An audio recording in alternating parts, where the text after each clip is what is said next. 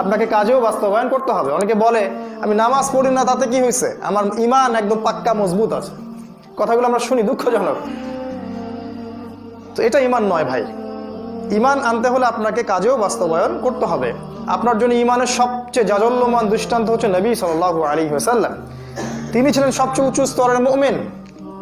তার জীবনটা আপনি দেখেন, তার সিরাতটা পড়েন, তিনি যেভাবে চলেছেন আপনাকে সেভাবেই চলতে হবে। এটাই সুন্নাহ, এটাই উসওয়াতুল হাসানা।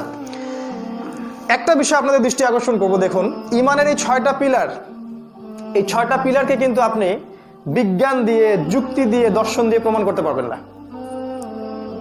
আজকালকার যে এডুকেশন সিস্টেম, পড়াশোনার সিস্টেম, এখানে শেখানো হয় যে জ্ঞান হচ্ছে সেটাই পরীক্ষা নিরীক্ষা পর্যবেক্ষণের মাধ্যমে যেটা সিদ্ধান্তে উপনীত হওয়া যায়, সেটাই হচ্ছে জ্ঞান। এই কথাটা যুবকরা ভালো বুঝতে পারবে। এখন আল্লাহকে ল্যাবরেটরিতে প্রমাণ করা যাচ্ছে না, অতএব আল্লাহর অস্তিত্ব নাই। মালায়েকাকে ল্যাবরেটরিতে প্রমাণ করা যায় না, যুক্তি দিয়ে, বিজ্ঞান দিয়ে, দর্শন দিয়ে প্রমাণ করা যায় না, অতএব মালায়েকার কনসেপ্ট বাদ। নবী রাসূলকে আমরা দেখি নাই, বিশ্বাস করা যাচ্ছে না, কারণ আনসিন কোনো কিছুকে আমরা বিশ্বাস করব না। তারপরে তাকদীর, তাকদীর আবার কি জিনিস? এ তো দেখাও যায় না, ছোঁয়াও যায় না, স্পর্শ করা যায় না, পরীক্ষাগারে প্রমাণ করা যায় না, অতএব এটাকে বিশ্বাস করা যাবে না।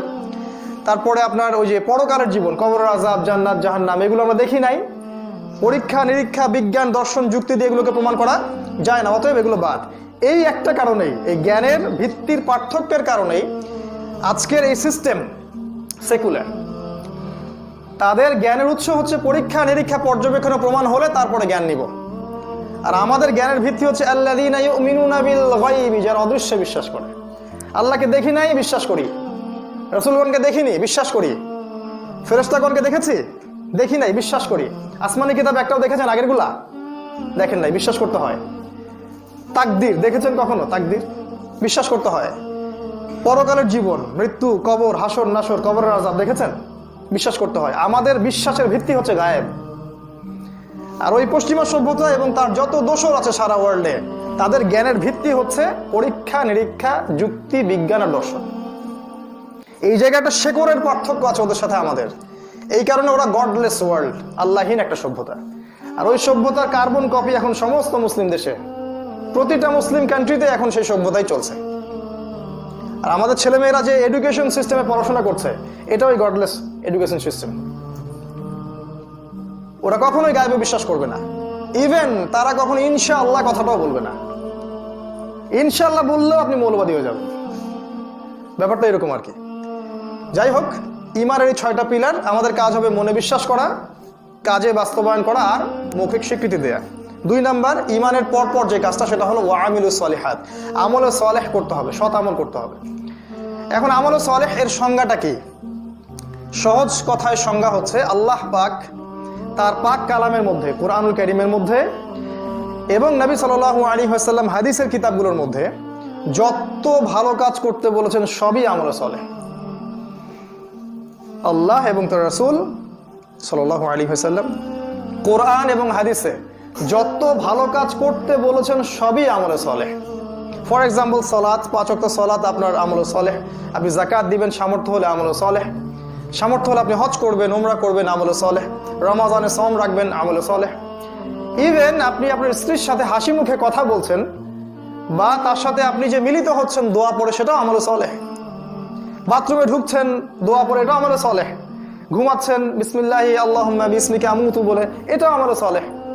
একজন মুমিন ভাইয়ের সাথে হাসি মুখে কথা বলছেন, সেটাও আমলে সালেহ। আপনি জুমার নামাজ পড়তে আসছেন, প্রতি পদক্ষেপ ফেলে ফেলে আসলেন, এগুলো আমলে সালেহ।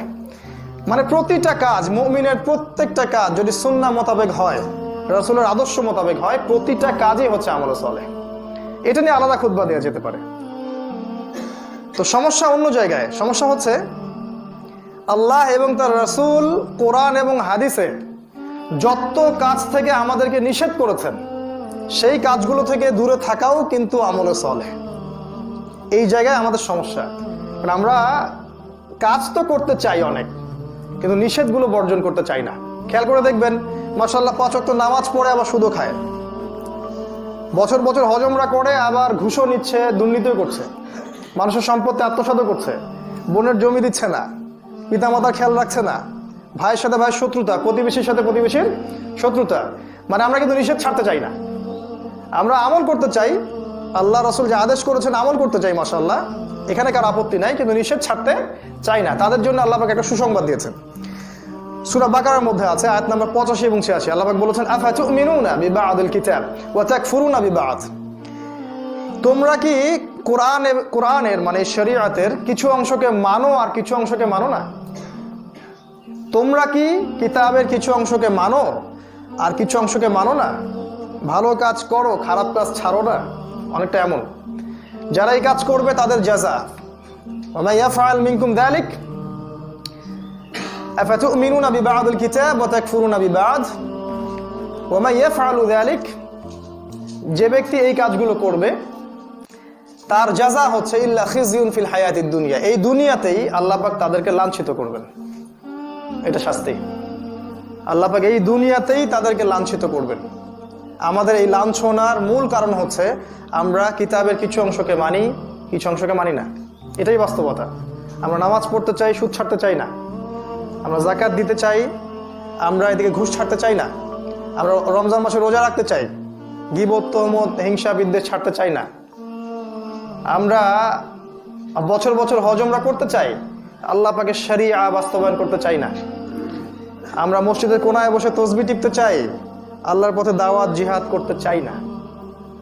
আমরা কিছু অংশ মানি, কিছু অংশ মানি না। এই কারণে আল্লাহ পাক বলেছেন যে তোমাদেরকে আমি লাঞ্ছিত করবো। এই যে লাঞ্ছিত হচ্ছি আমরা। আল্লাহ আরো কঠিন কথা বলেছেন, আজকে আমি অত কিছু সময় পাচ্ছি না। আল্লাহ আরো কঠিন কথা বলেছেন, সেটা হচ্ছে যে তোমরা যদি দায়িত্ব পালন না করো, হে উম্মতে মুহাম্মাদি, তোমরা যদি দায়িত্ব পালন না করো, আমানতের খেয়ানত করো, ইস্তাবদিল কওমান গায়রাকুম, আল্লাহ পাক অন্য কওমকে তোমাদের জায়গায় নিয়ে আসবেন, তোমাদেরকে সরিয়ে দিবেন, দিয়ে আল্লাহ অন্য কওমকে তোমাদের জায়গায় নিয়ে আসবেন। সুম্মা লা ইয়াকুনু আমসালাকুম, ওরা তোমাদের মতো অকৃতজ্ঞ হবে না। এটা আল্লাহর কথা, সূরা মুহাম্মাদের মধ্যে আছে। সূরা তাওবার মধ্যে আরো এসেছে, যদি তোমরা বের না হও আল্লাহ পাক তোমাদেরকে ভয়ঙ্কর শাস্তি দিবেন।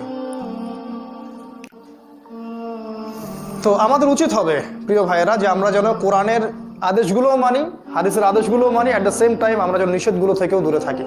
যদি না করি তাহলে আমল সালেহ এর ডেফিনেশন পূর্ণ হবে না। এটা 2 নাম্বার। 3 নাম্বার হচ্ছে ওয়াতাওয়াসাউ বিল হক।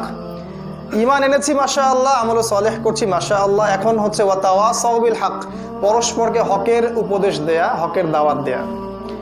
তো হকের দাওয়াত দেওয়ার জন্য আগে জানতে হবে যে হকটা কি জিনিস। আমি যদি আমার মস্তিষ্ক থেকে একটা দর্শন বের করি, সেটা কি হক? আমি যদি আমার মস্তিষ্ক থেকে একটা মতবাদ বের করি, সেটাই কি হকের মানদণ্ড হবে? আমি যদি নিজের মন গড়া একটা সংবিধান রচনা করি, এটাই কি চূড়ান্ত হক? হকের সংজ্ঞাটা আসলে কি? সংজ্ঞাটা আপনি পাবেন কোরআনে। কোরআনকেই কথা বলতে দেন যে কোরআন কি বলে। কোরআন বলেছে সূরাতুল কাহফের মধ্যে আয়াত নাম্বার 24 থেকে 29 এ পর্যন্ত পড়বেন। আল্লাহ পাক বলেছেন ওয়াকুলিল হাক্কু মির রাব্বিকুম, হে নবী আপনি বলে দিন যে হক সেটাই যেটা তোমার রবের পক্ষ থেকে নাজিল হয়। সুবহানাল্লাহ। হক সেটাই, সত্য সেটাই যেটা তোমার রবের পক্ষ থেকে নাজিল হয়। ফামান শাআ ফালইউমিন, যার ইচ্ছা হয় সে ঈমান নিয়ে আসুক, ওয়ামান শাআ ফালইয়াকফুর, যার ইচ্ছা হয় সে অস্বীকার করুক। আল্লাহ পাক জোর জবরদস্তি করবেন না। ইন্না আ'তাদনা লিয-যালিমিনা নারা, যারা অস্বীকার করবে আমি ওই জালেমদের জন্য পরকালে আগুন প্রস্তুত করে রেখেছি। দুনিয়াতে হয়তো আমি ছাড় দিব, পরকালে আমি ছেড়ে দিব না।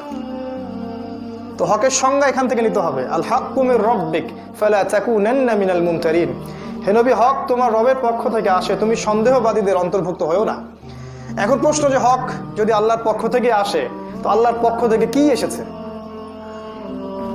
রবীন্দ্রনাথের কবিতা, নজরুলের দর্শন, পশ্চিমা সভ্যতার দর্শন, কার্ল মার্কসের দর্শন, ডেমোক্রেসি, গণতন্ত্র, সেকুলারিজম, জাতীয়তাবাদ, কি আসছে আল্লাহর পক্ষ থেকে? আল্লাহর পক্ষ থেকে আসছেটা কি? সিম্পল প্রশ্ন। এর আগে আসছে তাওরাত, তখন তাওরাত ছিল হক। তারপরে জাবুর ছিল ওই সময়ের হক। তারপর ইনজিল ওই সময়ের হক। এখন কোন কিতাব আমার কাছে বাকি আছে?